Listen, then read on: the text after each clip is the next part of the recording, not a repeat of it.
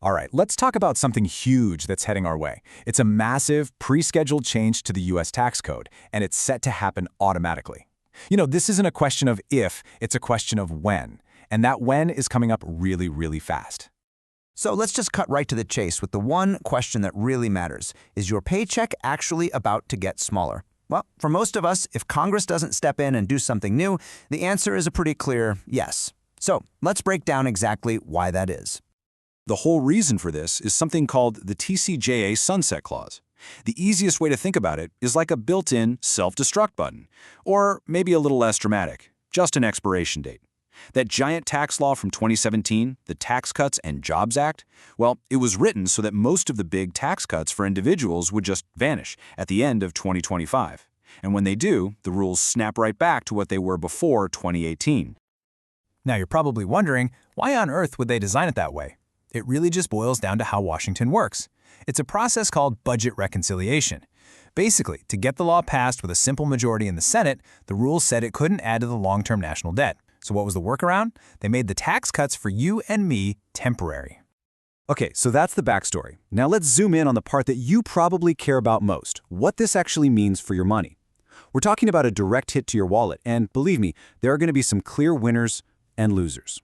The very first thing you'll feel is the change in the income tax rates. And just look at these jumps.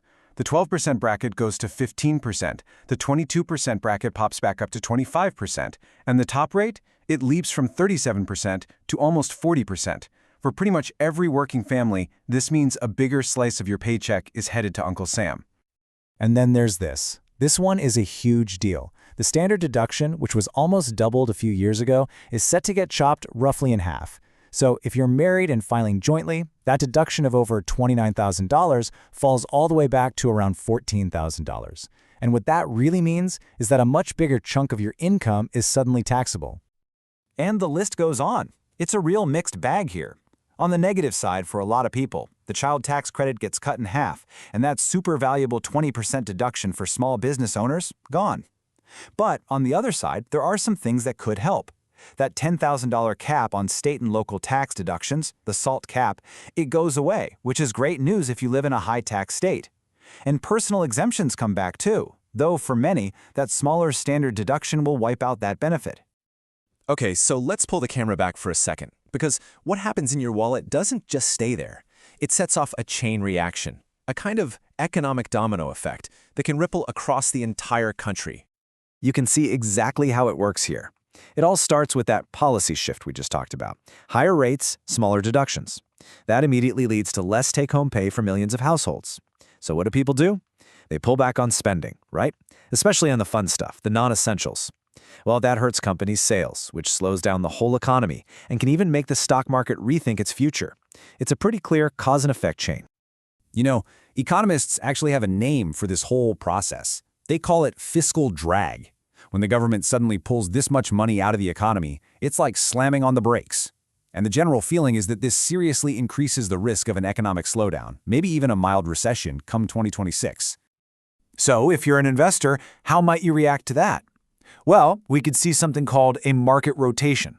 Money might start moving away from consumer discretionary stocks, the companies that sell things you want but don't really need, and into consumer staples.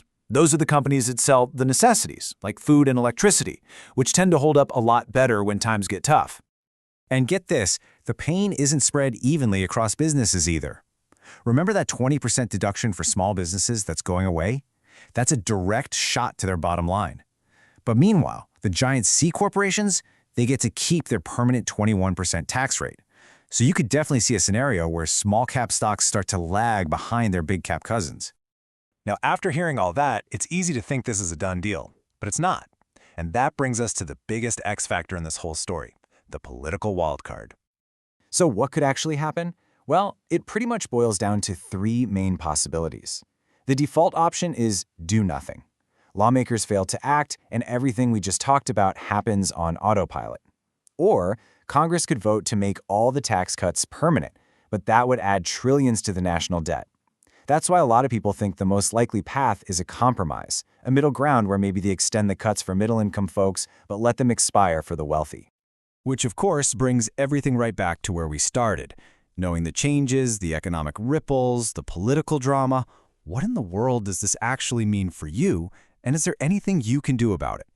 So how do you get ready? Well, a few things to keep on your radar. First, be prepared to take a close look at your W-4 withholdings in early 2026 to make sure you're not getting a surprise tax bill.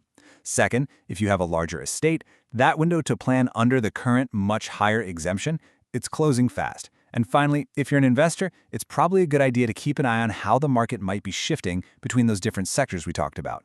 So let's just end on this one final thought. Unless there is some major last-minute action from Washington, the tax code for 2026 is, for all intents and purposes, already written. It's on the books. It's not a what if. The only real question left is, are you ready for it?